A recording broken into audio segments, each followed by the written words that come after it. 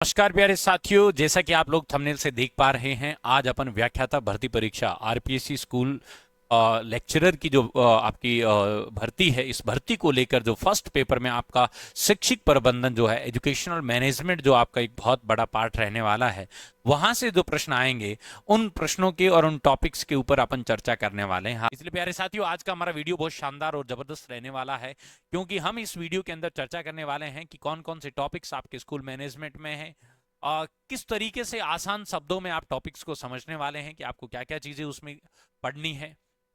तो उस चीज पर आज अपन जो है व्यवस्थित तरीके से चर्चा करने वाले हैं। जैसा कि मेरा मानना है, और ये आप भी बहुत अच्छे से जानते हैं, कि अगर आपको संबंधित विषय वस्तु का ज्ञान है कि आप क्या पढ़ने वाले हैं, अगर इतना सा भी ज्ञान है, तो ये मान के चलिएगा कि आपने आधी मंजिल को फतेह कर लिया है। इसलिए प्यारे साथियों, आज अपन इस वीडियो में सिलेबस को समझने का प्रयास करेंगे कि जो आपका स्कूल मैनेजमेंट का सिलेबस है उसमें 3 यूनिट्स है, और 3 यूनिट को किस किस तरीके से डिवाइड किया गया है। यूनिट को बड़े तौर पर देखें तो एक तो शैक्षिक प्रबंधन अवधारणा वगैरह की बात करेंगे, जिसमें अपन तमाम चीजें पढ़ते हैं कि ये लूथर गुलिक वाली बातें, हेनरी फ्योल वाली, टेलर वाली, ये तमाम बातें अपन उसमें कर लेते हैं। दूसरा, राजस्थान का शैक्षिक परिदृश्य, राजस्थान की संगठनात्मक व्यवस्था, जो शैक्षिक संगठनात्मक व्यवस्था है वह किस तरीके से है, एससीईआरटी किस तरीके से काम करता है, board of secondary education Rajasthan किस तरीके से काम करता है ना। ये तमाम चीजें आपको दूसरी यूनिट में देखने को मिलती है। अगर मैं बात करूं तीसरी यूनिट की, तो तीसरी यूनिट में आप बहुत अच्छे से जानते हैं कि आपको आरटीई 2009 दिया हुआ है, और उसमें अपन कुछ अन्य चीजों के भी प्रश्न पढ़ेंगे, अन्य चीजें भी अपन पढ़ेंगे, लाइक एनसीएफ अपन पढ़ेंगे, है ना। तो ये तमाम बातें आज हमारा चर्चा का विषय रहने वाली है।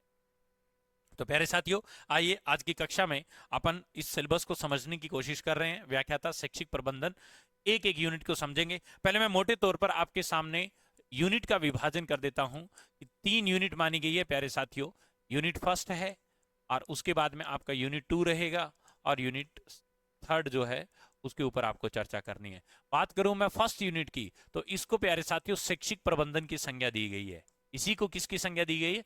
शैक्षिक प्रबंधन की संज्ञा दी गई है। ठीक है। दूसरा, मैंने बताया राजस्थान में शैक्षिक परिदृश्य की बात करेंगे अपन। दूसरी यूनिट में किसकी बात करते हैं? राजस्थान में शैक्षिक परिदृश्य। तमाम जो संस्थान है वह इसी बिंदु के तहत आपको पढ़ने हैं। राजस्थान में शैक्षिक परिदृश्य बहुत महत्वपूर्ण आपकी ये यूनिट रहने वाली है। ठीक है। और ऐसे ही तीसरी, आप यकीन मानिएगा, आरटी 2009 जो है वो आजकल बहुत ज़्यादा ज़रूरी हो रहा है, बहुत ज़्यादा ज़रूरी हो रहा है।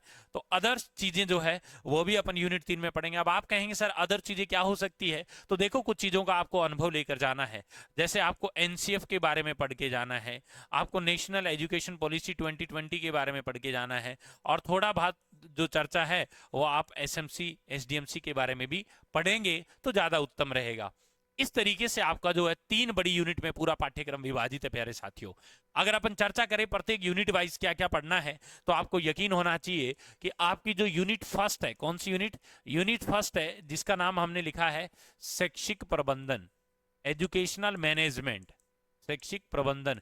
इसमें आपको क्या पढ़ना है? तो आपको इसमें पढ़ना है शैक्षिक प्रबंधन की अवधारणा। तमाम बातें आ जाएगी इसमें। अवधारणा छोटी चीज नहीं होती, अवधारणा शब्द जो है ना वो बहुत बड़ा शब्द होता है। शैक्षिक प्रबंधन की अवधारणा, प्रकार्य व सिद्धांत, अवधारणा, प्रकार्य व सिद्धांत, ये सारी बातें इसमें आ जाती है प्यारे साथियों। गुलिक वाली, हेनरी फ्योल वाली, टेलर वाली, जितनी भी चीजें आप पढ़ते हो, जहां से मैंने आपको एससीईआरटी करवाया उससे पहले की तमाम बातें आपको इसी में पढ़नी है। वो सब बातें शैक्षिक प्रबंधन की अवधारणा, प्रकार्य व सिद्धांत के बारे में बात करती है। क्लियर होगी बात सभी को? ठीक है। दूसरा, संपूर्ण गुणवत्ता वाली बात करते हैं। शैक्षिक प्रबंधन में संपूर्ण गुणवत्ता, है ना, ये दूसरी आपका चैप्टर हो जाएगा इसमें। शैक्षिक प्रबंधन में, शैक्षिक प्रबंधन में संपूर्ण गुणवत्ता, टोटल क्वालिटी मैनेजमेंट, संपूर्ण गुणवत्ता, टीक्यूएम वाली जो चैप्टर है ना वो आपको इसमें पढ़नी है। शैक्षिक प्रबंधन में संपूर्ण गुणवत्ता। अगर बात करें हम तीसरे अध्याय की, तो आपको तीसरा अध्याय भी ध्यान रखना है, और वह है शैक्षिक पर्यवेक्षण व निरीक्षण। ये सब चीजें हम पहली यूनिट के अंदर पढ़ेंगे, शैक्षिक पर्यवेक्षण व निरीक्षण। ऐसे ही इंस्टीट्यूशनल प्लानिंग यानी संस्थागत नियोजन, ये आपका चौथा अध्याय रहने वाला है। संस्थागत नियोजन, इंस्टीट्यूशनल प्लानिंग, किस तरीके से प्रत्येक संस्था जो है, कोई भी जो शैक्षणिक संस्थान है वो किस तरीके से नियोजन करता है। और सबसे लास्ट वाली बात याद करो, शैक्षिक प्रबंधन में नेतृत्व की शैलियां, हस्तक्षेपीय प्रजातांत्रिक वाली बात करी थी ना अपन ने, वो तमाम शैलियां यहां पर पढ़नी होती है। शैक्षिक प्रबंधन में नेतृत्व की शैलियां, नेतृत्व की शैलियां। ठीक है, तो प्यारे साथियों, बहुत बढ़िया तरीके से आपको यूनिट 1 में जो शैक्षिक प्रबंधन जो है उसके बारे में आपको क्या क्या चीजें पढ़नी है वो मैंने आपके सामने पांचों के पांचों चैप्टर्स लिख दिए हैं। शैक्षिक प्रबंधन की अवधारणा, प्रकार व सिद्धांत, शैक्षिक प्रबंधन में संपूर्ण गुणवत्ता, शैक्षिक पर्यावरण व निरीक्षण, संस्थागत नियोजन, शैक्षिक प्रबंधन में नेतृत्व की शैलियां। बिल्कुल बिल्कुल, ये यूनिट आप लोगों के लिए बहुत महत्वपूर्ण रहने वाली है। अगर मैं बात करूं तीनों यूनिट में, तो तीनों यूनिट का लगभग लगभग एक जैसा वेटेज रहता है। ठीक है ना, ये थोड़ा सा आपको ध्यान रखना है। प्रथम प्रश्न पत्र में आने वाली ये जो 15 प्रश्न है, लगभग लगभग देखिए प्रश्नों की संख्या ज्यादा भी हो सकती है। अगर बात करें विगत एग्जाम में, तो विगत एग्जाम में हालांकि प्रश्नों की संख्या थोड़ी कम रखी गई थी, लेकिन वो किसी एक आध एग्जाम में हो सकता है। पुनः आपको जो है प्रश्नों की संख्या लगभग यही देखने को मिलेगी। ठीक है, ये आपकी यूनिट 1 हो जाती है। अगर मैं बात करूं यूनिट 2 की, यूनिट 2 जिसका नाम है राजस्थान में शैक्षिक परिदृश्य, राजस्थान में शैक्षिक परिदृश्य, राजस्थान में शैक्षिक परिदृश्य, तो ये वाली यूनिट भी प्यारे साथियों आप लोगों के लिए बहुत महत्वपूर्ण रहने वाली है, क्योंकि इसमें तमाम छोटे बड़े ऑर्गेनाइजेशन जो राजस्थान में स्कूली शिक्षा की गुणवत्ता में सुधार करने के लिए प्रयास कर रहे हैं, चाहे राजस्थान के शिक्षकों को, चाहे वरिष्ठ अध्यापक हो, चाहे व्याख्याता हो, चाहे आपके जो आप यूं कह सकते हैं कि थर्ड ग्रेड टीचर हो, सभी के लिए जो प्रशिक्षण वाले संस्थान है वो सब चीजें अपन इसमें पढ़ते हैं। ठीक है, तो देखिए बात करें अगर इसके पहली चैप्टर की, तो आपको SCERT पढ़ा हुआ है और नहीं पढ़ा तो आपको बहुत बढ़िया तरीके से जो है हिस्ट्री 360 के चैनल पे बहुत शानदार तरीके से मैंने ये वीडियोस डाले हैं, आप बहुत बढ़िया तरीके से पढ़ सकते हैं। तो राजस्थान राज्य शैक्षिक अनुसंधान व प्रशिक्षण परिषद, राजस्थान राज्य शैक्षिक अनुसंधान,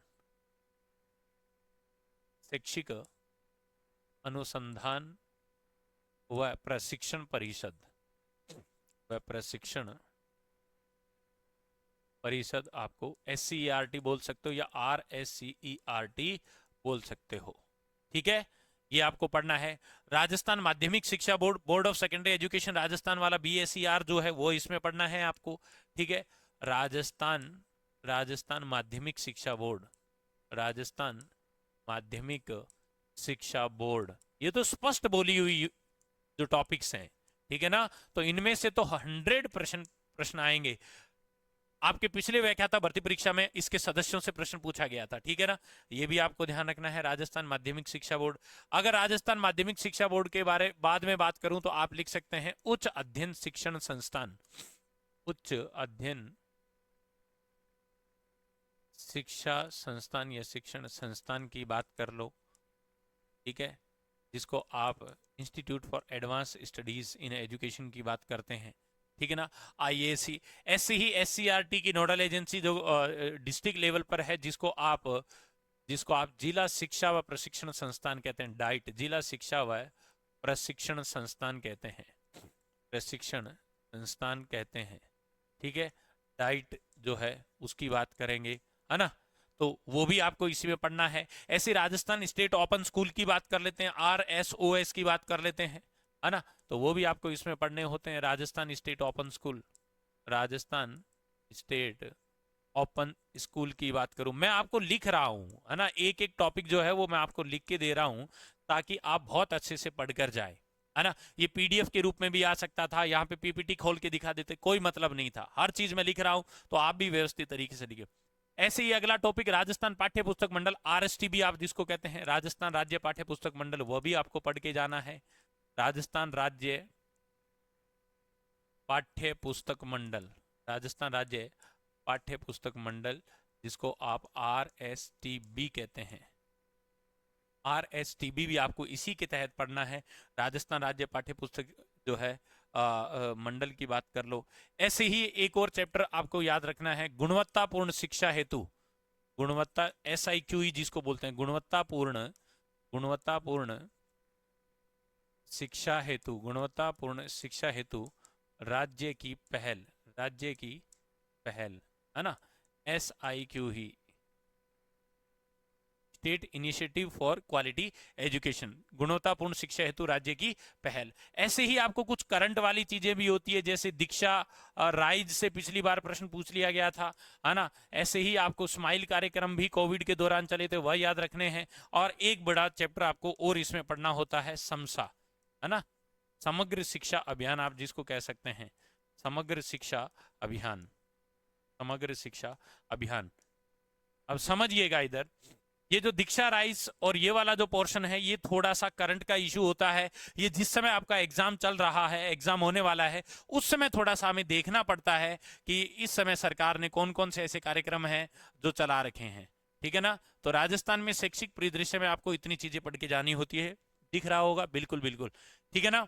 तो राजस्थान राज्य शैक्षिक अनुसंधान व प्रशिक्षण परिषद, RSCRT, BSCR, IAC, diet, RSOS, RSTB, SIQE, मैंने ये तमाम चीजें आपको बहुत बढ़िया तरीके से करवाई है। समसा को बहुत अच्छे से पढ़ा है। ये वाला टॉपिक मैंने अभी एप्लीकेशन में नहीं डाला हुआ, क्यों? क्योंकि जिस समय आपका एग्जाम होगा तब अपन कौन कौन से कार्यक्रम चल रहे होंगे उनके ऊपर प्रश्न बनाएंगे। फालतू के ये कार्यक्रम पुराने हैं, कोविड के समय के हैं, तो यहां से हो सकता है प्रश्न ना भी पूछा जाए, ठीक है ना। उसके बाद में प्यारे साथियों आपको याद रखना है यूनिट 3, कौन सी? यूनिट 3 मैंने आपको बता दिया, राइट टू एजुकेशन 2009। आपको बहुत इंपॉर्टेंट पढ़ के जाना है, बहुत अच्छे लेवल के प्रश्न आपको यहां से देखने को मिलेंगे। धाराएं आपको याद करनी है, नियम को याद करने हैं, इससे संबंधित फिर RRTE याद करना है, निःशुल्क अनिवार्य शिक्षा को लेकर तमाम बातें जो है वो आपको इसमें पढ़नी है। और इसमें आपको क्या पढ़ना है, नेशनल करिकुलम फ्रेमवर्क 2005 मैंने करवा दिया है आपको, वह भी पढ़ के जाना है। प्लस आपको राष्ट्रीय शिक्षा नीति 2020, तो मैं कहता हूं इतनी शानदार करवाई है, वो वाला टॉपिक आपको यहां से पढ़ना है। और एक आप जो है लास्ट में थोड़ा सा जिक्र जो है SMC SDMC का भी पढ़ के जाएंगे। इस तरीके से आपका जो है पूरा फर्स्ट ग्रेड के स्कूल मैनेजमेंट वाला जो पोर्शन है वो पूरा का पूरा आपका कवर अप होता है।